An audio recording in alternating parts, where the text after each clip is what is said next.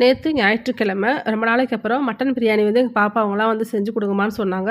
Chicken biryani அடிக்கடி செஞ்சனால சரி செஞ்சு கொடுப்போம்னு செஞ்சு கொடுத்தேன். பெரிய பாத்திரத்தில் செஞ்சுட்டு ரைஸ் குக்கரில் மாற்றி வச்சிட்டோம் அப்படின்னா சூடாகவே இருக்கும் சாப்பிட்ற வரைக்கும். நான் வந்து மட்டன் பிரியாணி வந்து சாப்பிடல. அதுக்கப்புறம் மட்டன் சுக்காவும் நான் செஞ்சுருந்தேன். எதனால் சாப்பிடல அப்படின்னா எங்கள் பாப்பாவுங்களுக்கு வந்து ஃபங்க்ஷன் வந்து 4 வருஷத்துக்கு முன்னாடி வச்சுருந்தோம். அப்போ ஒரு சேலையெல்லாம் எடுத்துகிட்டு ஒரு ஹோட்டலுக்கு போய் சாப்பிட போயிருந்தோம். ஹோட்டல் 2 பக்கமும் சிக்கன் கடையும் மீன் கடையும் இருந்துச்சா. அந்த ஸ்மெல் வந்து எனக்கு ஒரு மாரி இருந்துச்சு. நடுவுல ஹோட்டல்ல போய் சாப்பிடும்போது, அப்போ உள்ள நுழையும்போது குடல் வந்து வேக வச்சுட்ருந்தாங்க. இதெல்லாம் சேர்த்து எனக்கு அந்த மட்டனோட வாடையே வந்து பிடிக்காம போயிடுச்சு. பிரியாணி வாங்கி அன்னைக்கு சாப்பிட்டோமா, அதுலேருந்து அந்த மட்டனோட வாடை பிடிக்காம இருக்கனால, நான் 4 வருஷமா மட்டன் வந்து நான் சாப்பிடவே மாட்டேன். சாப்பிட மாட்டேன் அப்படின்னு சொல்லிட்டு எங்க அத்தைன்ட்ட நான் சொல்லும்போது, அப்புறம் எனக்கு வந்து அயிர மீன் குழம்பு வந்து வாங்கி குடுத்துட்டு, சாப்பிட சொன்னாங்க. அப்புறம் நான் வெள்ள சோறு வச்சுட்டு, அந்த அயிர மீன் குழம்பு ஊத்தி தான் நான் சாப்பிட்டேன்.